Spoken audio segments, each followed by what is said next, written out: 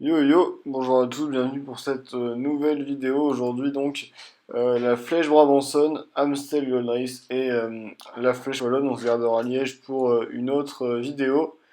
En tout cas on est parti donc pour cette Flèche Brabançonne, la dernière des Flandriennes et la première des Ardennaises peut-être.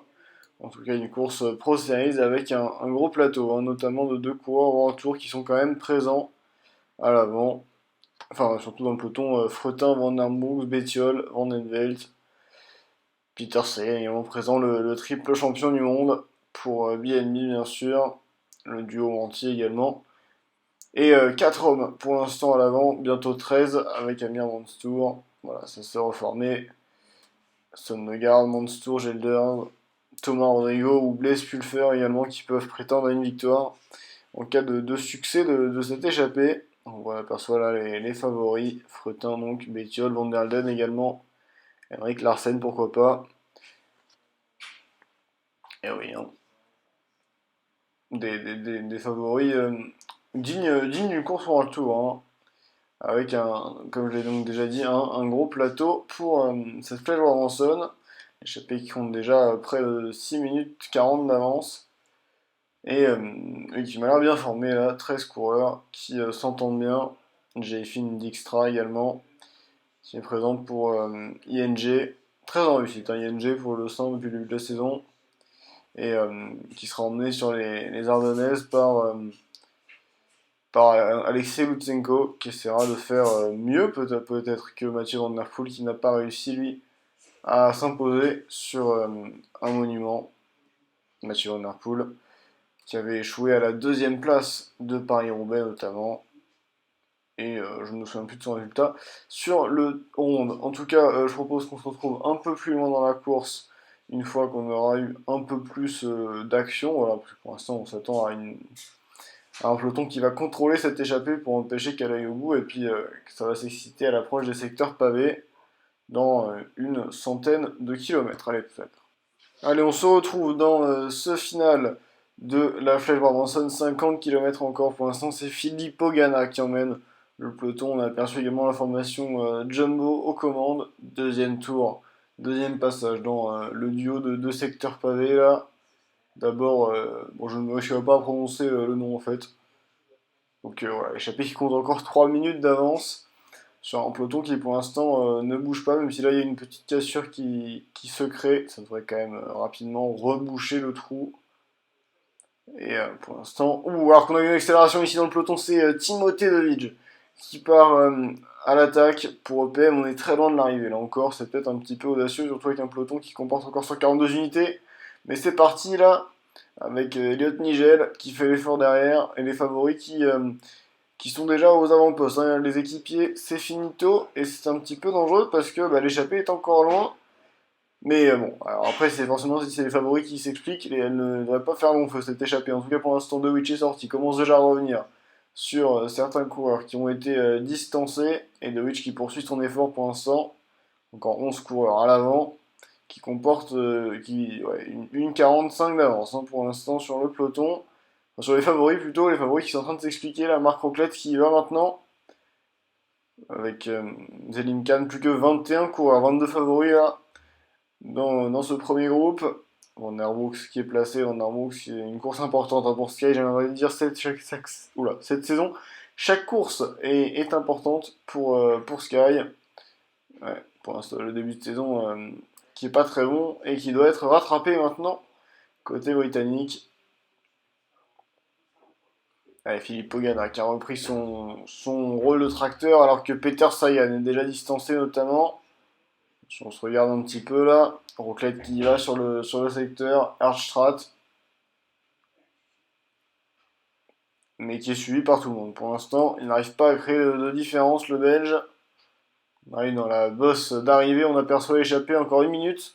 Pour les hommes de tête qui ne devrait pas tarder à être pris, alors que Rocklette est un petit peu sorti là. Van Edveld qui a légèrement craqué dans la roue. 10 secondes d'avance pour le coureur entier. De Witch qui fait l'effort derrière, qui ne se laisse pas abattre. Et le peloton enfin le groupe de favoris qui se reconstitue. 19 hommes encore, et une minute d'avance pour les hommes de tête. Un coup d'attaque successive. Van der Brooks maintenant qui fait l'effort. Le coureur Sky qui va border le secteur pavé en tête, mais qui n'a pas attaqué. On se regarde un petit peu là, alors qu'il y a une chute et un abandon même peut-être dans l'échappée. Le Blaise pu le faire en tout cas, qui ne pourra pas disputer la victoire. Roclette qui retourne, Roclette très en jambes, hein. Marc Roclette là, qui tente vraiment, je sais pas si c'est des attaques ou s'il roule simplement pour Oliver Nassen, en tout cas il donne beaucoup d'énergie. Et Larsen qui le contre, Oliver Nassen qui répond présent, De Witch également, De Witch très fort aussi hein, pour l'instant. Milan Fretin qui se dévoile enfin, qui se place en tête de groupe. Non, Oliver Nassen cette fois-ci qui y va. C'est terminé pour Roclette, donc Nassen y va pour Monty. On est en train de dépenser beaucoup d'énergie pour essayer de ramener le peloton à 10 km encore, l'échappée qui n'est toujours pas reprise. Et Larsen. Larsen qui y va. On n'arrive pas à reprendre ces 40 dernières secondes. Pour l'instant, du côté des favoris, malgré les attaques. Il faut dire qu'à l'avant, on roule très fort. Avec Amir Mansour qui est encore en tête du deux groupes. 34 secondes, 30 secondes. Et ça devrait rentrer quand même. Ça devrait rentrer. Il reste un mont pavé et la bosse d'arrivée. 30 secondes, une attaque là et ça on devrait terminer des chances de l'échapper. Pour l'instant c'est Thomas Rodrigo qui emmène le groupe d'échappés. Derrière dans le peloton on se regarde, ou en tout cas on en peut plus, c'est l'échappé qui va s'imposer je crois bien. C'est l'échappé qui va s'imposer. Bon, ils sont cuits par contre dans l'échappé. Larsen qui y va, mais c'est trop tard. C'est trop tard, la course elle est à l'avant maintenant. Amir Mansour qui va emmener le sprint final. Rodrigo dans la roue, Rodrigo qui va 1 km 3, il y a le virage où on a lancé très très tôt là. Mansour peut-être. Et non, c'est bien Thomas Rodrigo qui s'impose. Pour BNB, belle victoire là du Colombien. Ouais, très fort, très fort. Il a bénéficié donc du travail de ses compagnons d'échappée, auquel il a participé bien sûr, pour s'imposer. Van der Broek s'y fait 4ème pour Sky, Fretin 6ème. Timothy De Witch qui avait l'air dans un bon jour, finit seulement 7ème, il aurait peut-être mérité une meilleure performance. Mais bon, voilà, c'est comme ça, on n'a pas réussi à s'organiser correctement, le peloton on a laissé trop d'avance à l'échappée qui a fini par ne jamais être revu finalement. On attend l'arrivée des derniers coureurs. En tout cas, une victoire importante hein, pour BNB, qu'on n'attendait pas forcément sur ce terrain-là. On les savait forts dans le sprint, dans le punch également avec O'Connell et Wellens, peut-être sur les grands tours avec le jeune coureur Gabriel O'Connell, mais pas forcément sur les pavés. Et ils prennent des points même là où on ne les attend pas. Ouais, c'est la marque des grandes équipes hein, qui sont toujours opportunistes. Et là, Thomas Rodrigo qui a parfaitement saisi l'occasion devant Amir Mansour et Thomas Springers. Bien, on se retrouve maintenant pour l'Amstel Gold Race, la première ardennaise de cette saison 2028. On découvre tous ensemble la start list. On voit Julien Alaphilippe présent, bien sûr, Ayuso, O'Connell, dont on a parlé tout à l'heure, Rico Cobra également, Vente Venante. Et puis je vous laisse lire. Ce qu'il faut retenir, c'est que c'était un plateau de favoris qui est très jeune, hein, globalement, puisque voilà. Léonard Dagenet, Fernando Valverde Junior, Rico Cobra ou Gabriel O'Connell sont probablement les 4 plus gros favoris, avec peut-être Juan Ayuso à qui ce parcours voilà, en forme de circuit convient plutôt bien. Mais ce qu'il faut dire, voilà, c'est qu'on a que des très jeunes coureurs qui se disputeront probablement aujourd'hui la victoire. Allez, on est parti. Ristomlim qui va abandonner. Et l'échappée qui va partir 273 km. Donc, aujourd'hui, avec une première, voilà, ce circuit, on voit des difficultés qui sont donc tout au long du parcours. Et notamment, ça va se calmer un petit peu avant l'enchaînement final, là. Et l'arrivée au sommet à Vals. Alors que ça part à l'avant. Hein, Niklas Seg, Ninian Kalmejan. J'en ai aperçu Vadi Chamit, Harper également, Émile Gaucher qui tente d'y aller avec la Césari Krajewski et Nigel, avec Yatkowski et Fretin qui décident d'envoyer des hommes à l'avance. C'est vrai que ce ne sont plus, hein, surtout Kwiatkowski qui a pu par ailleurs être dans les tout meilleurs du monde, qui aujourd'hui est peut-être un peu plus un second couteau, qui commence à subir les effets de l'âge. En tout cas, ça ne laisse pas sortir Gaucher. Par contre, ça a laissé sortir Nigel, José Maldonado, Makela et Lewis Asquet également. On a l'air parti pour avoir 7 hommes à l'avant, alors qu'on découvre le circuit, qui est également qui est le circuit. Il y a pas, on sort jamais hein, de ce circuit autour de Valls. À travers donc les plaines de Hollande, voilà, on va compléter ce tour de circuit et puis ensuite on se retrouvera dans le final. À mon avis, la course devrait se résumer à une course dans les 20 derniers kilomètres. Hein. Je pense pas qu'il y ait en réalité d'accélération avant, parce que le parcours ne s'y prête pas tout simplement, alors que là il y a un groupe de contre qui tente de partir, mais qui à mon avis va vite être rattrapé. Là, vu comment Eduardo Affini s'excite, et toutes les équipes de favoris. Là, Xi Young, on a vu, ouais, c'est vrai que Mongolian Horseback comporte le tout jeune Antonio Morgado, alors que Tim Wallens vient de tomber. Il devrait être attendu, alors que la fraude Boyson attaque à l'avant, et Wallens, j'ai l'impression, n'est pas attendu. Il va devoir se débrouiller seul là pour rentrer sur le peloton. Peloton qui a repris le groupe de contre là, et Wallens qui fait son retour là. Le peloton, c'est vrai qu'il n'est pas leader, hein, le Belge, à 36 ans. C'est Gabriel O'Connell, l'Australien, qui qu'on retrouvera sans doute hein, cette saison sur les grands tours et donc sur ces Ardennaises, un des grands favoris là encore. Alors qu'on arrive voilà, dans la toute fin de ce circuit, la, la flamme rouge sous laquelle passeront tout à l'heure les coureurs et l'arrivée, vous sera donc déclaré le vainqueur. Moi je vous propose qu'on fasse une petite ellipse et qu'on se retrouve donc dans le final de cette course. Le final, nous y voilà avec le peloton qui a donc repris l'échappée, encore 140 unités dans ce peloton emmené par Eli Iserbyt pour l'instant pour la formation BMC, formation bien sûr de Rico Cobra, le champion d'Italie qui est présent bien sûr aux avant-postes dans ce peloton. Encore un peu moins de 20 km et pour l'instant une course très tranquille. Hein. On attend vraiment le mur final pour s'expliquer. Une sorte de flèche wallonne finalement, de flèche wallonne un peu éco plus, parce que c'est vrai que le mur n'a rien à voir avec le mur de vie, qui lui bien sûr est un tout autre calibre et justifie complètement que la course se focalise complètement sur lui.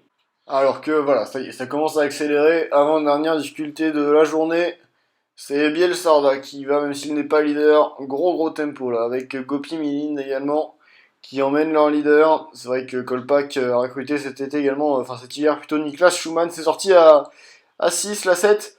7 coureurs qui sont sortis avec Allender, Marcus Allender, j'ai un Creton, Julien Lafilippe et Ral Nixon, j'ai l'impression. Eh, ça se regarde. Morgado qui ne veut pas faire l'effort.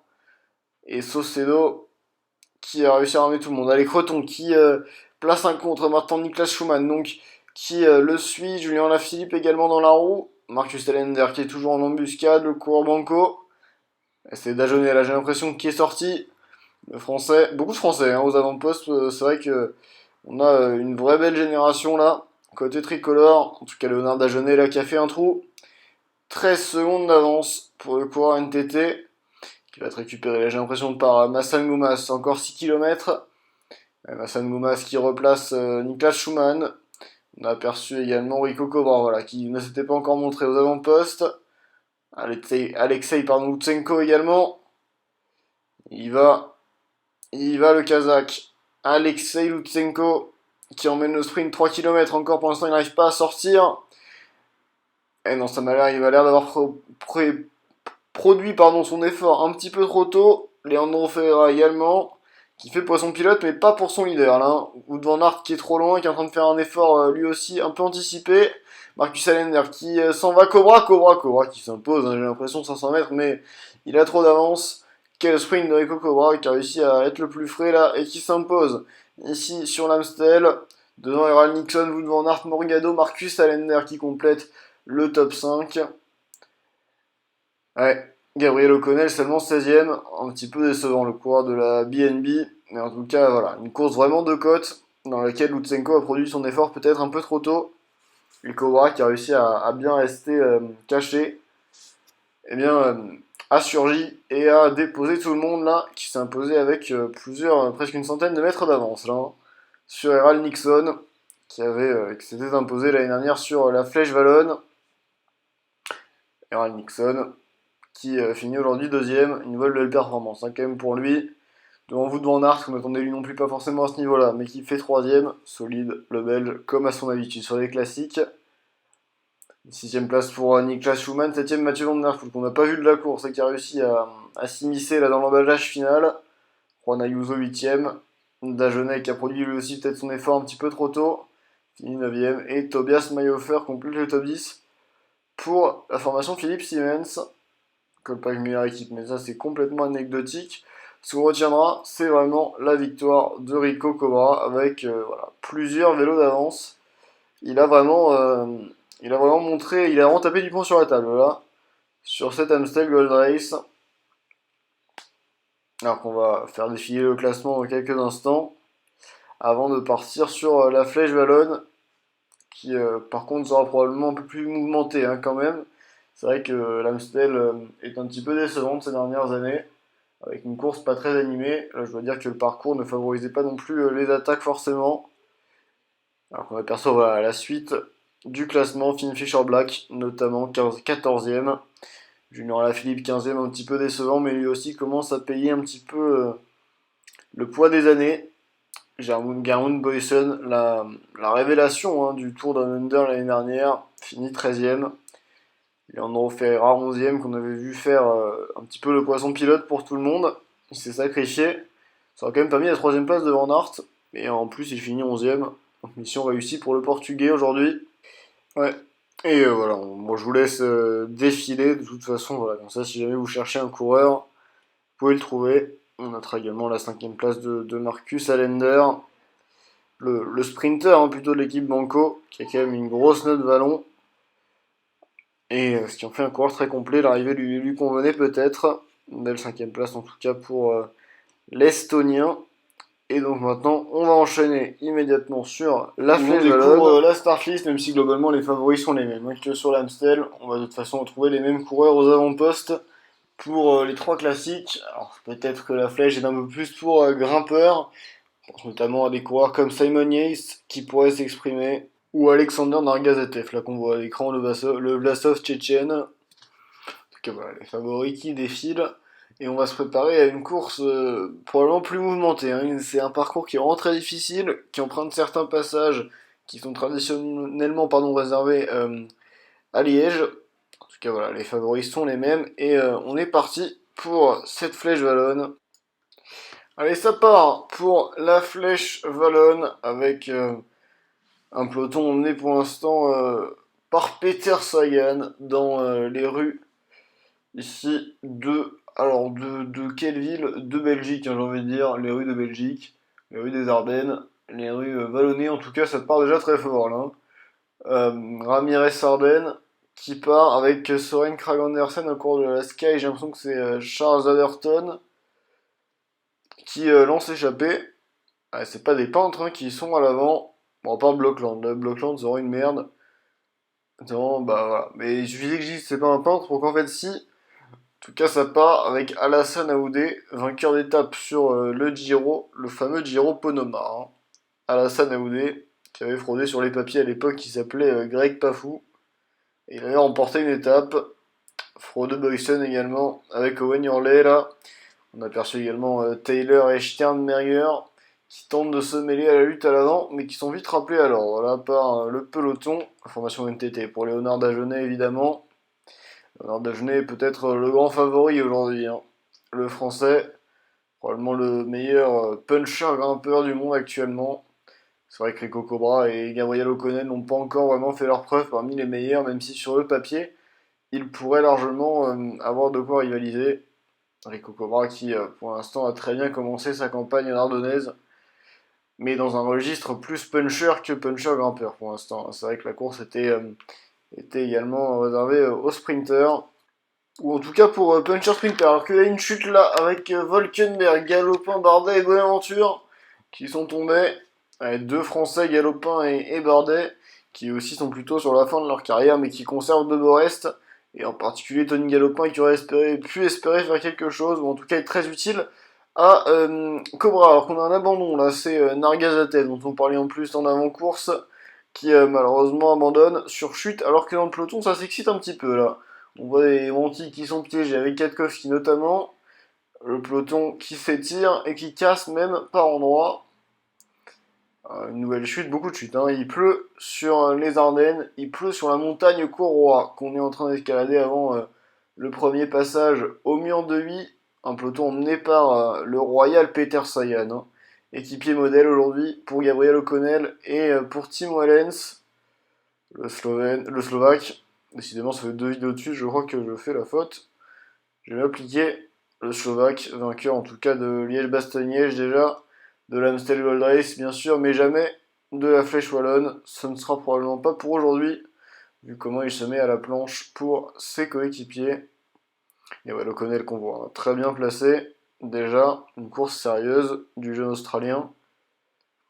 Alors qu'on se regarde un petit peu, le premier passage au mur de Huy, là, j'ai l'impression qu'il n'y a que BNB qui veut faire l'effort, avec Stagan et Warren Barguil également. On a aperçu l'abandon de Matej Mohoric, hein, en bas à droite de l'écran. Premier passage donc sur la ligne d'arrivée aujourd'hui, à Huy, 54 km encore.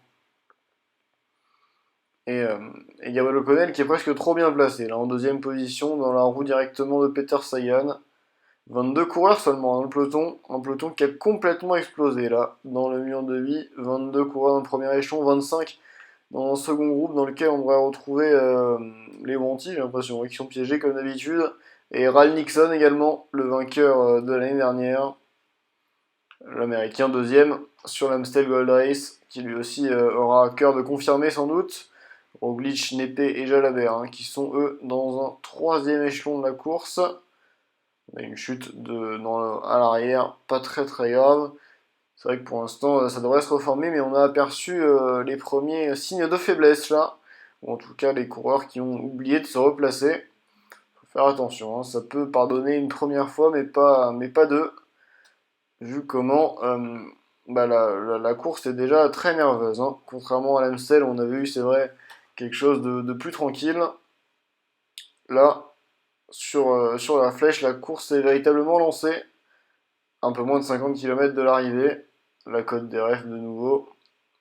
Le circuit final, hein, dans lequel on est entré.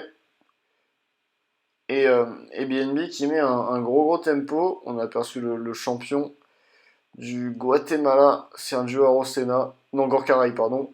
Oh, excusez-moi. Gorkaray qui se replace à l'avant.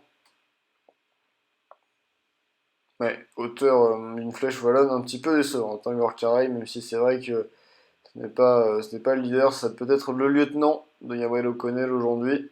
Il ne s'était pas montré très en vue, alors qu'on a Ketkowski là, qui est déjà oublié de faire l'effort pour revenir. Ouais, bon, ça c'est finito, hein. Ketkowski, Ayuso également, qui est piégé et qui sont obligés de faire l'effort en personne. On n'a plus d'équipiers chez Wanty et chez Alpizer. Et devant, on n'attend pas. Côté BNB, Tyler McGreen maintenant qui fait l'effort. Alors je vais vous dire si si Tim Wellens, Gorkaray ou Gabriel O'Connell ne font pas top 3 aujourd'hui, ils vont en entendre parler, hein, parce que le travail est absolument phénoménal là, réalisé attention, alors qu'on a une chute de Rico Cobra qui est tombé là, au pire des moments, à 28 km de l'arrivée avec Ral Nixon. Aïe aïe aïe, c'est terminé, hein. J'ai l'impression des rêves de victoire, c'est carrément un abandon pour Rico Cobra. Et pour Nixon, la victoire lui échappera également, je pense. Il est vraiment très loin, hein. Bon, c'est donc fini pour lui. Alors qu'à l'avant, on a l'échappée qui est reprise. On n'a plus que 2 coureurs. J'ai l'impression que chez BNB, ça s'est bien garé là. Dans le mur de Huy, Lutsenko qui se replace, les favoris qui sont à la file indienne, Ketkowski qui craque. Malheureusement pour le Polonais qui n'aura jamais réussi, hein. C'est chez Wanty à faire bonne figure sur cette flèche wallonne. La seule victoire pour l'équipe belge, c'était Tim Wellens en 2025, on s'en souvient. La première vraie victoire, hein, de Wanty, qui n'en a appelé aucune autre, à part, je mens, bien sûr, parce que Ketkowski a gagné Liège-Bastogne-Liège l'année dernière, le Polonais. Julien Alaphilippe, hein, en tout cas, qui est très bien placé. Tige Benoît également, qu'on n'attendait peut-être pas à ce niveau-là de la compétition, mais qui est bien présent dans ce final. 22 km encore, 27 hommes dans le peloton, un peloton emmené par un Gorkaray, un petit peu en difficulté. On a peut-être fourni son effort quand même un petit peu trop tôt là, chez BNB. On a vraiment écrémé le peloton, mais maintenant on peine un petit peu à assumer le poids de la course. On a un coureur qui remonte sur la gauche. Qui va faire l'effort maintenant, hein. C'est vrai que j'ai l'impression que plus personne n'a vraiment d'équipier, en tout cas d'équipier capable d'assurer le tempo. Timo Lenz qui se replace pour BNB. Derrière, on a le Dossa 1, Léonard Dagenet qui est très bien placé alors que l'abandon de Cobra est confirmé. Allez, Timo Lenz. Et Bielsarda, là, qui a repris un petit peu du poil de la bête pour Niklas Schumann. Donc on a une attaque. C'est Logan Fight qui y va. Ou est-ce qu'il roule? Non, c'est bien une attaque du Jamaïcain. Logan Fight, 2 fois troisième de Paris-Roubaix déjà. Plutôt un Flandrien du coup, malgré son profil puncher. C'est un coureur qui est en tout cas très très endurant, hein. Physiquement un monstre, qui va maintenant dans cette flèche ballonne, qui est pris en chasse par Ramirez Sarden avec Tige Benoît dans la roue. Lutsenko également qui est aux avant-postes. On va reprendre ici dans la côte de tiers. Le Jamaïcain, on a une chute à l'arrière, c'est pas très très grave, alors que Valverde Junior en profite pour contrer. L'Espagnol qui place la banderie, peut-être la banderie qui fait la différence. Non, on sait Rassi. Dagenet et Schumann se regardent bien comme il faut. On va attendre sagement le mur de vie là, 10 km encore. Logan Fight en tête de peloton. Alors que non, Valverde ne veut pas attendre, hein. Valverde Junior qui y va. Beaucoup de panache, peut-être trop de panache là, même s'il emmène Niklas Schumann dans sa roue, et il emmène surtout tout le peloton dans sa roue. Il est en train peut-être de consommer des forces un petit peu inutilement à 7 km de l'arrivée. Attention à ne pas payer tout cet acide lactique dans le mur de vie, ce serait quand même un petit peu dommage, surtout qu'il a l'air en jambes l'Espagnol. Allez, on va temporiser la montagne Corroa, qui pourrait plus servir de tremplin, va, semble-t-il, être escamotée. Eh ben non, je ne l'ai pas, je raconte n'importe quoi vraiment. Valverde Junior qui y retourne, plein de panache, qui emmène Schumann, Dagenet dans sa roue. Attention, parce que s'ils sortent à 3, il pourrait bien se jouer la victoire. Les autres partiront trop loin, 20 secondes d'avance là pour le trio. La troisième de Valverde Junior était la bonne. Le panache qui est récompensé pour l'Espagnol Niklas Schumann maintenant qui emmène le groupe dans la descente. Dernier virage, avant le mur de 8. Dernier virage, c'est parti. Niklas Schumann qui fait l'effort là. On arrive dans le mur de 8, la flamme rouge maintenant. Schumann en tête pour l'instant. Schumann en tête, est-ce qu'on va acheter un retour de l'arrière? Dagenet qui produit son effort au milieu de la route. À la Philippe sur la droite et Dagenet qui a déposé Schumann. Schumann qui est un petit peu calé et Dagenet qui est en tête. Victoire de Dagenet, j'ai l'impression, hein. Victoire de Léonard Dagenet. Ici à 8 devant Valverde Junior offensif aujourd'hui, mais un petit peu court finalement dans le final. Schumann 3ème, à la Philippe 4ème. O'Connell 5ème. Sharkman 6. Alexei Lutsenko 7. Paré-Pointe 8 d'Angelo 9. Et Maury Van Sonant complète le top 10 devant Simon Yates. On a un joli tir groupé jumbo là qui va faire 15, 16, 17 si je ne m'abuse. Donc 14ème place pour Néron Bianchi, 15ème Boyson, 16ème Evenpool, 17ème Kiato, non Fight Kiato, Ayuso et le top 20 qui sera complété par Ramirez Sarden. En tout cas une course mouvementée hein, à laquelle on a assisté en Belgique. La Wallonie qui nous a offert une nouvelle fois un beau spectacle. On va attendre l'arrivée des derniers coureurs. Mais apprécier avant tout cette victoire de Léonard Dagenet qui continue le récital NTT sur cette saison. C'est vraiment un début de saison qui est très bien maîtrisé pour l'instant par la jeune et très complète équipe nippone qui pour l'instant se bat pour les commandes hein, du World Tour avec Jumbo. En plus, Dagenet, bien sûr, il peut espérer faire des grandes choses sur les grands tours également. Attention quand même à ne pas se reposer tout le temps sur un seul coureur, même si pour l'instant il fait plus que bien le travail, Léonard Dagenet. Très solide encore une fois, on avait dit peut-être le meilleur grimpeur puncher du monde. Il confirme en tout cas cette impression dans le mur de 8 où vraiment il a été le plus fort. Il a distancé Valverde Junior et Schumann à la pédale. Niklas Schumann qui a peut-être fait son effort un petit peu trop tôt. Et Valverde Junior qui a peut-être lui aussi payé ses velléités offensives durant la course, c'est triste à dire, mais Dagenet qui restait bien campé dans les roues, qui a su suivre le bon coup et déboîter au bon moment. Une course vraiment parfaite du Français. Le peloton qui défile, pardon, le classement qui défile. Et, euh, et il n'a pas défilé longtemps, du coup je vous souhaite une bonne soirée. À bientôt.